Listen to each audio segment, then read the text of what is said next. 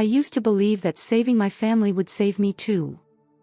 That if I worked harder, sacrificed more, swallowed my exhaustion and my pride, one day we would all sit at the same table and finally breathe. I thought gratitude would come naturally. Love would deepen. Silence would never exist between us. I was wrong. I grew up learning the sound of hunger before I learned the sound of laughter. Our house didn't echo, it absorbed everything. Fear. Stress. Arguments whispered behind closed doors. My mother's tired sighs late at night. My siblings pretending not to be hungry so someone else could eat first. And somewhere along the way, without anyone officially saying it, I became the plan. Not the dreamer. Not the child with options. The plan. I was the one who had potential. The one teachers pulled aside. The one relatives pointed at and said, "She's gonna make it. She's gonna save all of you." That kind of expectation doesn't feel like love. It feels like a countdown. So I ran toward success like my life, and theirs, depended on it. Because it did. I worked jobs that drained me, studied when my eyes burned, said no to friendships, relationships, softness. Every dollar I made already had a destination that wasn't me. Rent. Groceries. School fees. Emergency bills that always seemed to come at the worst time. And I didn't complain. Because heroes don't complain. They endure. When the breakthrough finally came, the job, the stability, the money that didn't disappear the second it touched my hands, I cried alone in my car. Not from joy. From relief. We're safe now, I thought. I did it. I paid off debts that weren't mine. Moved people out of places that were killing them slowly. Put food in fridges that used to be empty more often than not. I became the phone call everyone answered immediately. At first. Then something shifted. The calls became shorter. The gratitude quieter. The warmth, conditional. When I stopped saying yes instantly, the silence started creeping in. When I set boundaries, the distance grew teeth. When I needed rest, understanding vanished.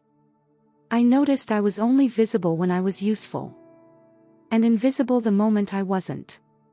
There's a special kind of loneliness that comes from being surrounded by people you sacrificed everything for, and realizing they no longer see you as human. Just a resource. If this is already hitting close to home, take a moment to like this video. Stories like this survive because people recognize themselves in them. I wish I could tell you the silence was accidental. That life just got busy. That love didn't change. But deep down, I felt it. They escaped poverty. And left me behind in a different kind of emptiness. And that was only the beginning. Silence doesn't arrive all at once. It seeps in.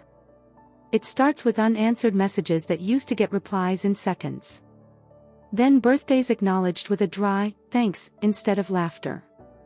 Then holidays where I'm told, we're keeping it small this year, only to find photos later of everyone together, without me. At first, I blamed myself. Maybe I was tired. Maybe I sounded different. Maybe success had changed me in ways I couldn't see. That's the thing about being the strong one. When things break, you assume it's your fault. I remember the first time I needed help. Not money, God forbid. Just support. I had been working 14-hour days for weeks.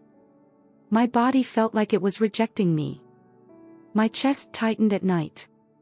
Sleep came in fragments, like my mind refused to fully shut down. So I called my sister. I told her I was overwhelmed. That I was scared. That I didn't feel okay. There was a pause on the line. Then she sighed, not with concern, but irritation. "You're always fine," she said. "You'll figure it out. You always do." And just like that, the conversation shifted back to her problems. Her needs. Her bills. Her stress. I hung up feeling stupid for thinking I was allowed to be fragile. That night, something cracked inside me. I started paying attention. How every conversation revolved around what I could provide. How my opinions were brushed aside if they didn't come with financial support. How my exhaustion was inconvenient, but their comfort was sacred. They didn't ask how I was anymore. They asked what I could do. And when I began saying, no, not cruelly, not dramatically, just honestly, the energy changed. No applause. No understanding. Just withdrawal. It was subtle, but deliberate. Less invitations. Less warmth. More distance wrapped in politeness. I wasn't being punished loudly. I was being erased quietly.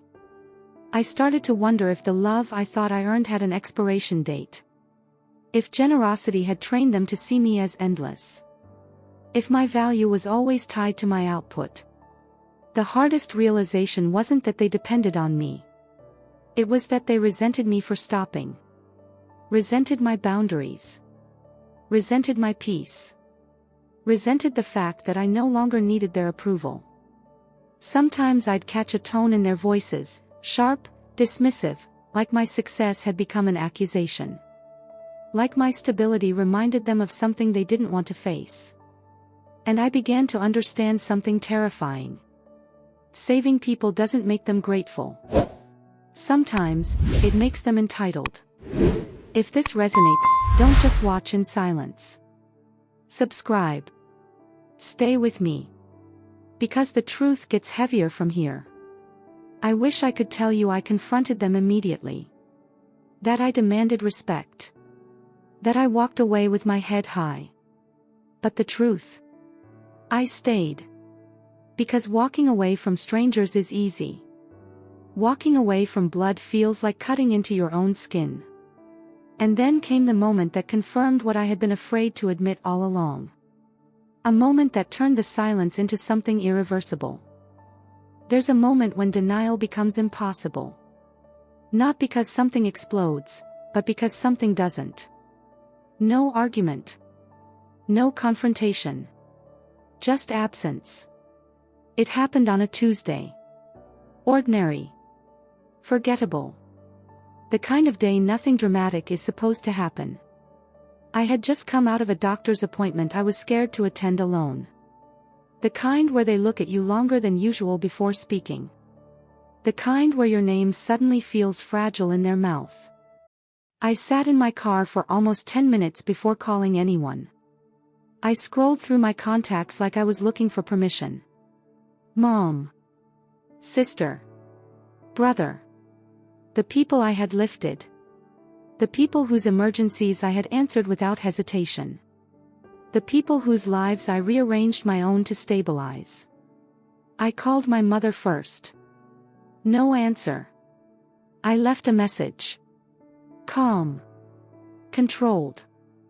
I told her I'd had a rough appointment and just needed to hear her voice. I waited. Nothing. I called my sister. Straight to voicemail. I didn't leave a message this time. Pride finally stepped in, quiet but firm. I texted instead. Hey. Are you busy?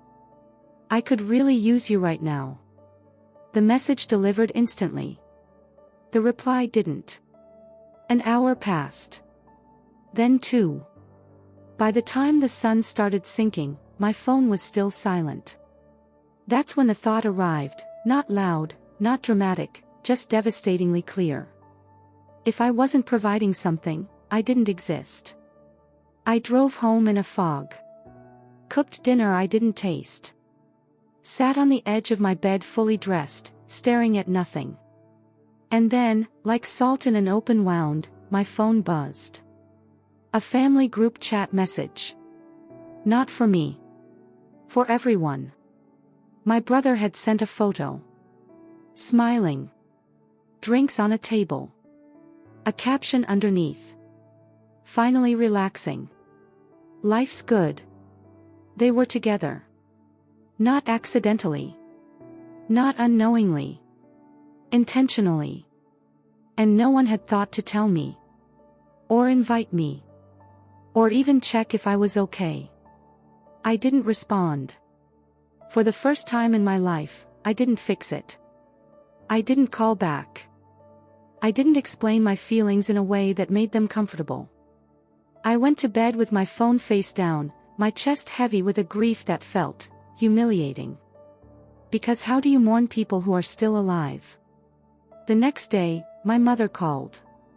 Cheerful. Light. As if nothing had happened.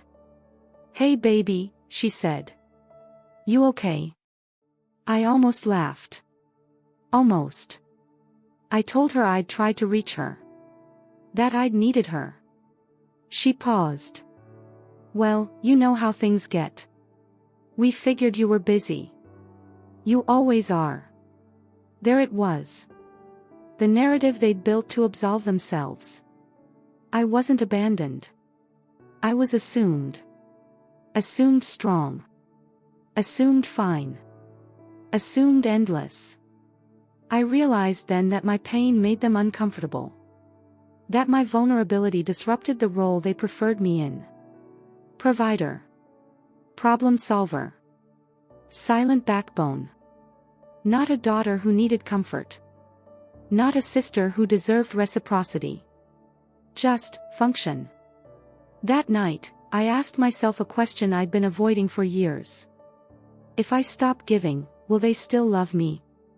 And deep down, I already knew the answer. If this is the moment you're holding your breath, go ahead and like this video.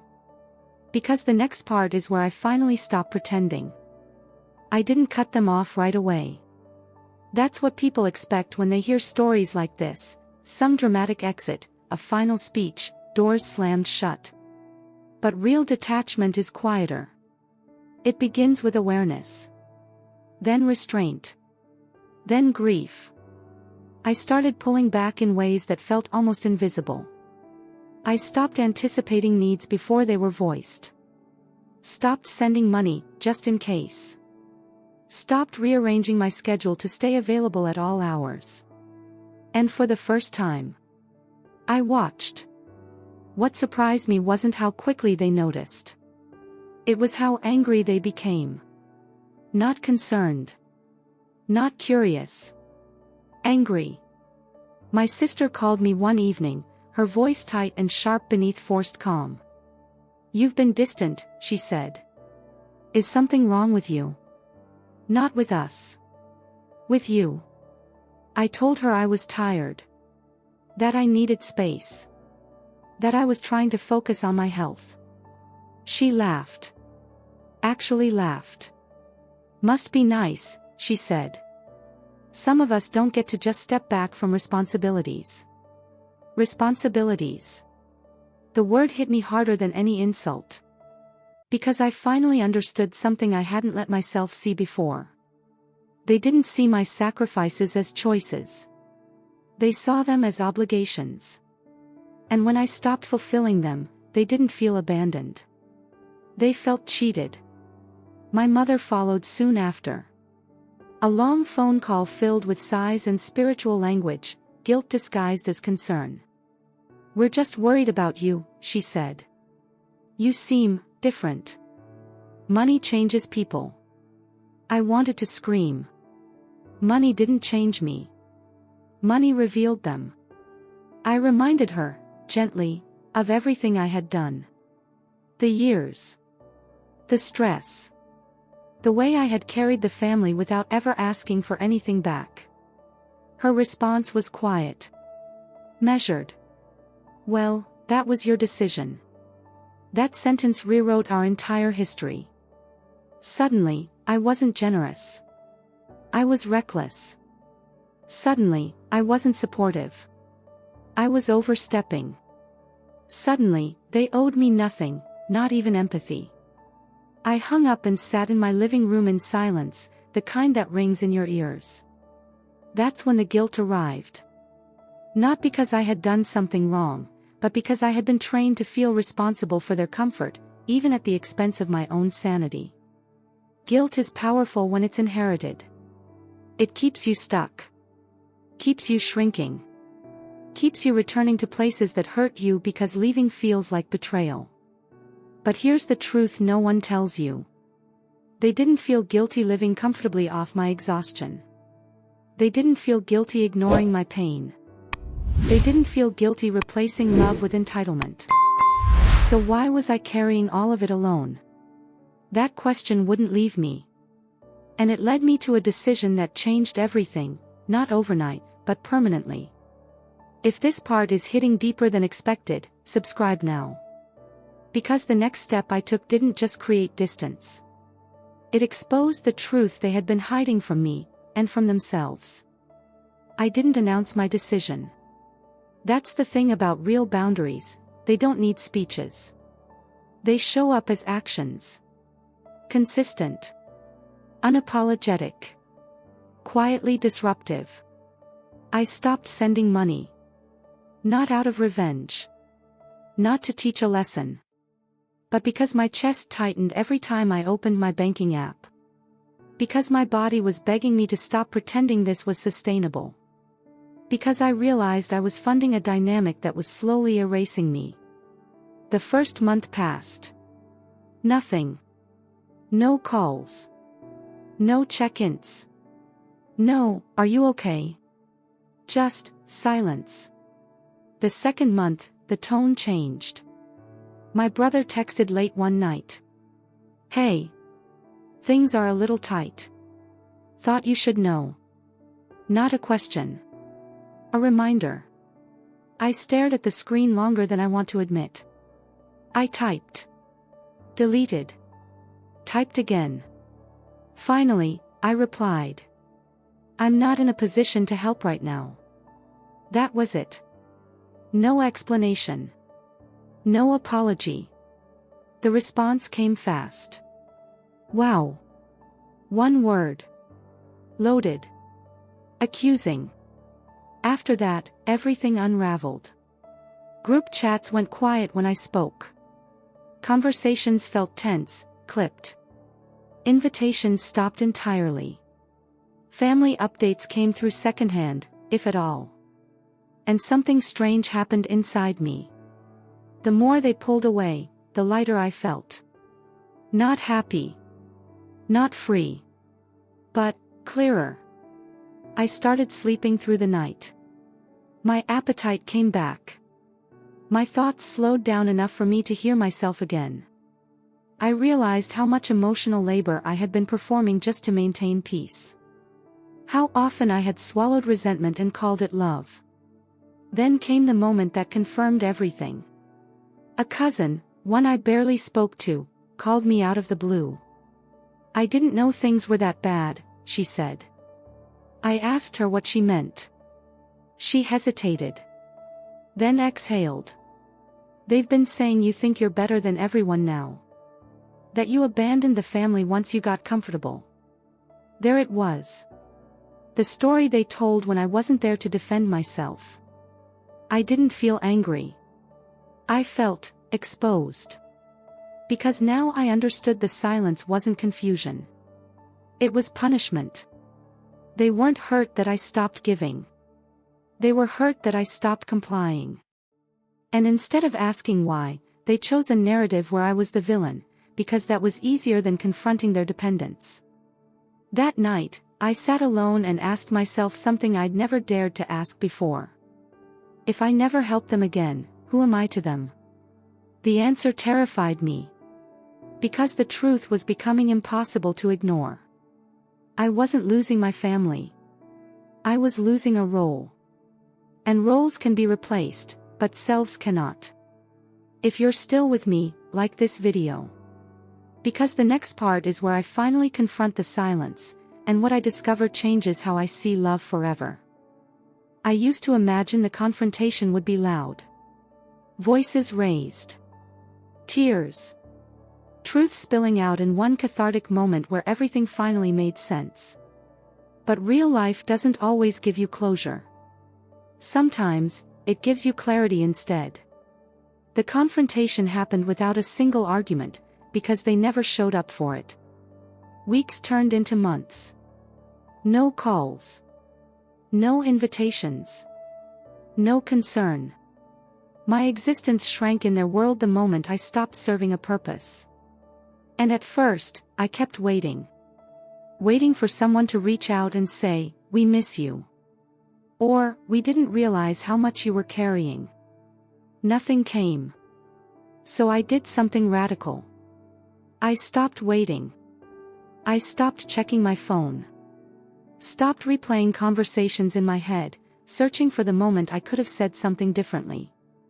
Stopped preparing explanations no one had asked for. And in that stillness, something painful but honest surfaced. They didn't want a conversation. They wanted compliance. Any confrontation would have required accountability, and accountability would have forced them to see me as human.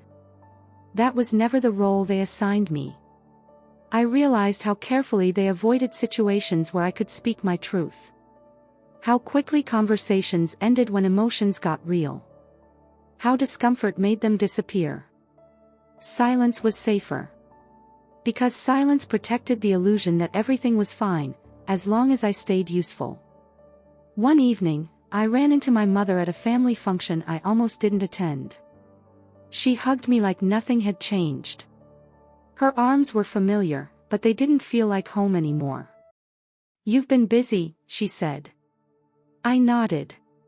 "You should call more," she added. "The family worries." I almost asked, "About what?" But instead, I looked at her, really looked. At the ease with which she dismissed months of absence. At how lightly she carried a distance that had nearly broken me. At how comfortable she was not knowing me anymore. And I understood then. If I confronted her, she'd deny it. If I explained my pain, she'd minimize it. If I cried, she'd say I was overreacting. Not because she was cruel. But because acknowledging my hurt would dismantle the structure that kept her comfortable. So I didn't fight. I smiled. I nodded. I left early. And in my car, hands shaking on the steering wheel, I felt something unexpected. Peace. Not the happy kind. The final kind. The peace that comes when you stop trying to be understood by people committed to misunderstanding you. If you've ever reached this point, subscribe. Because what comes next isn't about revenge, it's about release. The silence didn't break. But it stopped hurting. And that's when the real transformation began. At first, the quiet felt unnatural. No constant requests. No emotional emergencies. No invisible pressure humming beneath every day. Just space. And space is dangerous when you've spent your whole life being needed, because it forces you to meet yourself. I didn't know what to do with free weekends. I caught myself reaching for my phone, ready to check in, to offer help that wasn't requested anymore. Then I remembered. I wasn't needed. And instead of feeling rejected, I started asking a different question. What do I want? The answer didn't come quickly. For so long, my desires had been postponed, downsized, reshaped to fit everyone else's survival. Wanting something just for me felt selfish. Almost illegal. But slowly, I began to experiment with life without obligation. I slept in without guilt. I cooked meals that didn't stretch to feed everyone. I spent money on things that brought me joy, not relief. And something subtle but profound happened. I stopped explaining myself. To coworkers. To friends. To family members who suddenly resurfaced with casual messages, pretending nothing had shifted. I learned that distance reveals patterns. Who reaches out with curiosity? Who reaches out with demands? Who disappears entirely when there's nothing to gain? I noticed how calm my body felt around people who didn't expect anything from me. How laughter came easier when I wasn't bracing for the next request. I started therapy, quietly, intentionally. Not to fix myself, but to untangle the belief that love had to be earned through sacrifice. One session changed everything. My therapist asked, "When was the first time you felt responsible for your family's survival?" The answer came out of me before I could stop it. Childhood. And with that word came a flood of memories I had buried under productivity and pride. I realized I hadn't just helped my family escape poverty. I had postponed my own life to do it. And now that they were free, or at least freer, there was no space left for me in the story they told about themselves. That hurt. But it also freed me. Because if I was no longer central to their narrative, I could finally write my own. I stopped waiting for apologies that would never come. Stopped hoping the silence would suddenly transform into understanding. Some relationships aren't meant to be repaired. They're meant to be outgrown. If this part feels like a mirror, like this video. Because the next part is where I confront the grief, not of losing them, but of realizing who they never were. Grief isn't always about death. Sometimes, it's about the slow realization that the people you loved never loved you, only the version of you that made their lives easier. That realization sat in my chest like a stone. I grieved conversations we never had. Support I never received. A softness I kept offering, hoping it would be returned one day. I grieved the fantasy of family, not the reality. Because the reality was quieter, colder, and far less forgiving. What hurt the most wasn't the silence. It was understanding it. Understanding that they weren't confused. They weren't overwhelmed. They weren't unaware. They were comfortable. Comfortable letting me carry the weight. Comfortable letting me disappear emotionally. Comfortable rewriting the story so they never had to feel indebted. I stopped romanticizing their absence. I stopped checking social media. Stopped asking mutual relatives for updates. Stopped reopening wounds just to confirm they were still there. And in that detachment, I found something unexpected. Anger. Not explosive. Not reckless. Focused. Anger that sharpened my boundaries instead of burning them. Anger that reminded me I deserved reciprocity. Anger that protected the parts of me that had been neglected for too long. I let myself feel it without shame. Because anger is often grief that finally found its voice. I wrote letters I never sent. Said things I was never allowed to say out loud. Named the resentment, the abandonment, the manipulation disguised as family loyalty. And when the anger passed, what remained wasn't bitterness. It was clarity. They didn't silence me because I was wrong. They silenced me because my truth disrupted their comfort. And once I accepted that, their silence lost its power. I didn't need closure from them anymore. I created it myself. If you're still here, subscribe. Because the final part isn't about reconciliation. It's about what happens when you stop chasing love, and start choosing yourself. I used to think silence was punishment. That it meant I had failed.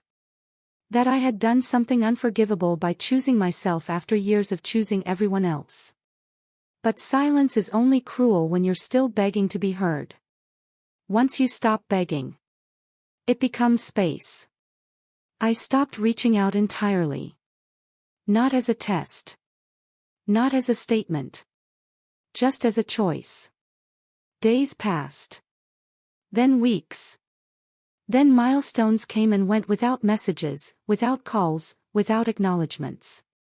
And with each one, something inside me loosened its grip. I no longer rehearsed conversations in my head. No longer imagined apologies arriving late but sincere. No longer waited for recognition that would never come. I accepted the truth fully. I helped my family escape poverty. But I couldn't save them from who they were. And that wasn't my failure. It was never my responsibility to buy love with exhaustion. Or to earn belonging through sacrifice. Or to disappear so others could feel whole. I had mistaken endurance for virtue, self-erasure for loyalty, pain for purpose. Now, my life is quieter, but it's mine. My money supports my peace. My time honors my body. My love flows where it is met with care, not entitlement. I don't hate them. I simply see them clearly. And clarity doesn't scream. It doesn't argue. It walks away. If they ever speak to me again, it will be as equals, not as beneficiaries of my silence, my labor, or my guilt. And if they don't, I will still be whole. Because the greatest revenge was never cutting them off. It was refusing to disappear for them ever again.